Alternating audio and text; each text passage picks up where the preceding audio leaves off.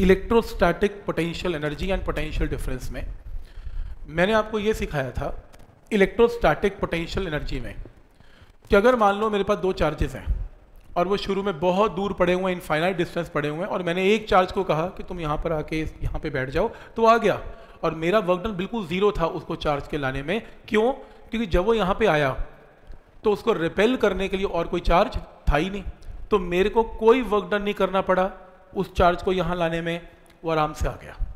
लेकिन जैसे एक चार्ज फिक्स करने के बाद सेकेंड चार्ज मैं यहाँ पे लेके आया, इसके पास लेके आया, तो इस चार्ज ने सेकेंड चार्ज को क्या किया? रिपेल किया, और मुझे इनको पास लाने के लिए क्या करना पड़ा? अमाउंट ऑफ वर्क डन करना पड़ा। ठीक, तो वो जो अमाउंट ऑफ वर्क डन हुआ उसी को क्या बोलते हैं? Potential energy. क्या ये पॉइंट यहाँ तक क्लियर है? तो पोटेंशियल एनर्जी क्या चीज़ है कि अगर दो चार्जेस हैं, मैंने यहाँ पे रख दिया amount of work done is known as potential energy. पूरी गेम में वर्क डन किसने किया? इन दो चार्जेस को पास लाने में वर्क डन किसने किया? इन्होंने खुद किया? नहीं किया। खुद कैसे किया? खुद तो आ ही नहीं रहे पास, किसने किया? मैंने किया। और फिजिक्स में कोई बाहर का बंदा काम करे उसे बोलते हैं external, work done by external. मैं हूं यहां पर एक्सटर्नल। एक और मैं एग्जांपल चेंज करता हूं, ये दोनों पॉजिटिव चार्जेस यहां पर बैठे हुए थे, मैंने कहा ठीक है तुम फ्री टू मूव जाओ जहां जाना है, ये अपने आप रिपेल करके भाग गए, बहुत दूर चले गए। अब वर्क डन किसने किया? मेरे को जरूरत ही नहीं पड़ी। अब वर्क डन किसने किया? चार्जेस ने किया, आपस में रिपेल करके चार्जेस दूर चले गए। This is work done by electrostatic, work done by electric force या इलेक्ट्रोस्टैटिक या वर्क डन बाय चार्जेस। इसमें मेरा वर्क डन कुछ नहीं लगा। ये बात समझ में आ रही है यहां तक? तो दो चीजें काम करेंगी, या तो वर्क डन बाय एक्सटर्नल या वर्क डन बाय इलेक्ट्रोस्टैटिक। ठीक है, जो इलेक्ट्रोस्टैटिक है वो अगर चाहता है या चार्जेस चाहते हैं कि हम पास ना आए और मैं चाहता हूं ये पास आए, तो मुझे वर्क डन करना पड़ता है, बिल्कुल उल्टा काम करना पड़ता है, क्योंकि मेरा वर्क डन जो एक्सटर्नल है वो against electrostatic force of repulsion है। तो रूल नंबर 1 इलेक्ट्रोस्टैट्स में मेरा वर्क डन WE का मतलब है एक्सटर्नल और EL का मतलब है इलेक्ट्रोस्टैटिक। मेरा वर्क डन किया हुआ और चार्जेस का वर्क डन किया हुए में क्या फर्क है? माइनस साइन का फर्क है, और यहां पर ये माइनस साइन आएगा। अब आप सोचेंगे कि तो फिर अभी जो असाइनमेंट की थी पहले वाली, उसमें कितने वर्क डन निकाले? वो कौन सा वर्क डन है? एक्सटर्नल की इलेक्ट्रोस्टैटिक? बाय डिफॉल्ट जो वर्क डन निकलते हैं वो एक्सटर्नल निकलते हैं, एक्सटर्नल निकलते हैं, इलेक्ट्रोस्टैटिक नहीं होते। इलेक्ट्रोस्टैटिक तब आपने कंसिडर करना है जब पेपर में गिवन हो ABCD option, what is work done by electrostatic. तो जो तुमने एक्सटर्नल का वर्क डन निकाला अभी असाइनमेंट में, उसके आगे साइन क्या लगा देना है? माइनस। ये ध्यान से, तो क्वेश्चन में लिखा होगा find amount of work done, तो मतलब वो तो एक्सटर्नल, ये बात ही खत्म है। लेकिन अगर क्वेश्चन में लिखा होगा find amount of work done by electrostatic, तो जो तुम अपने न्यूमेरिकल्स करते हो उसके एंड में साइन माइनस लगाना है। तो फॉर्मूला बुकलेट में पहली चीज एंटर करो, work done by external and electrostatic के आगे साइन नेगेटिव। तो फॉर्मूला नोट करो कि work done by external and electrostatic में नेगेटिव का फर्क है।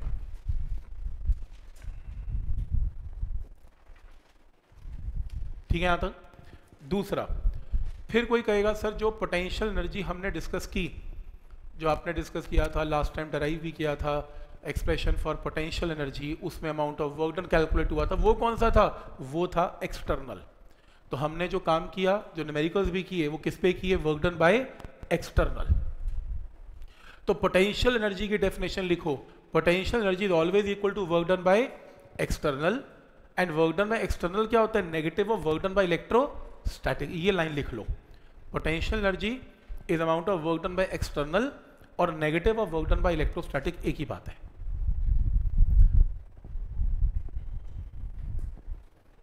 यहां तक क्लियर है? तो ये चीज ख्याल रखेंगे ऑब्जेक्टिव्स के अंदर जब क्वेश्चन आएंगे कि एक्सटर्नल पूछा है या इलेक्ट्रोस्टैटिक पूछा है, माइनस साइन का अंतर होगा सब में। ये करने की जरूरत नहीं है, मेथड 2 कुछ नहीं करना, आपने ऑलरेडी कर रखा है ये सब कुछ, कोई जरूरत नहीं है कुछ करने की। ये क्वेश्चन है, सीधा क्वेश्चन पे आते हैं। क्वेश्चन आएगा कि सपोज करो, उसको क्रॉस कर लो, जो ऊपर थ्योरी से उसको क्रॉस कर लो, ऑप्शन मेथड 2 करना ही नहीं, छोड़ दो।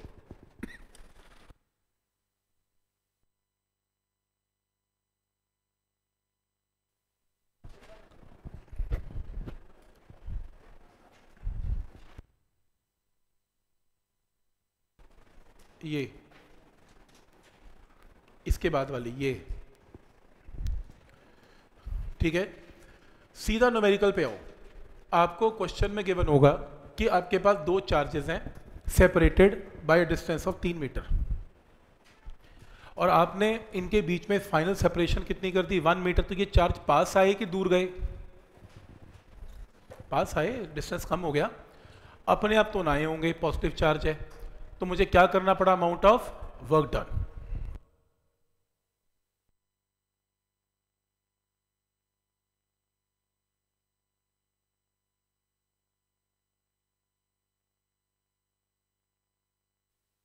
आगे आपको कैलकुलेट करना है find change in potential energy, या क्वेश्चन ऐसे भी पूछा जा सकता है find amount of work done. लिखो find amount of work done, find change in potential energy और find amount of work done. कि चार्जेस को पास लाने में कुछ तो काम हुआ होगा। तो तरीका सुन लो क्या करना है। इनिशियली इनके बीच में डिस्टेंस 3 मीटर है। पोटेंशियल एनर्जी का फॉर्मूला क्या किया था, 1/4πε0 Q1 Q2/R। इनिशियल एनर्जी निकाल लो। फिर फाइनली इनके बीच में डिस्टेंस कितना हो गया, 1 मीटर हो गया, फाइनल एनर्जी निकाल लो। और चेंज इन एनर्जी में फाइनल में से इनिशियल माइनस कर दो, यही चेंज इन एनर्जी है और यही अमाउंट ऑफ वर्क डन है। क्या आंसर है। तो आपसे न्यूमेरिकल पूछा जाएगा find amount of work done, तो आपने कुछ नहीं करना, चेंज इन पोटेंशियल एनर्जी कर देनी है और वही अमाउंट ऑफ वर्क डन आ जाएगा। डन। क्या ये पॉइंट यहां तक क्लियर है? ठीक है, ये करने की जरूरत नहीं है, ये कुछ करने की जरूरत नहीं है, ये ऑलरेडी हमने कर लिया। यहां से करेंगे।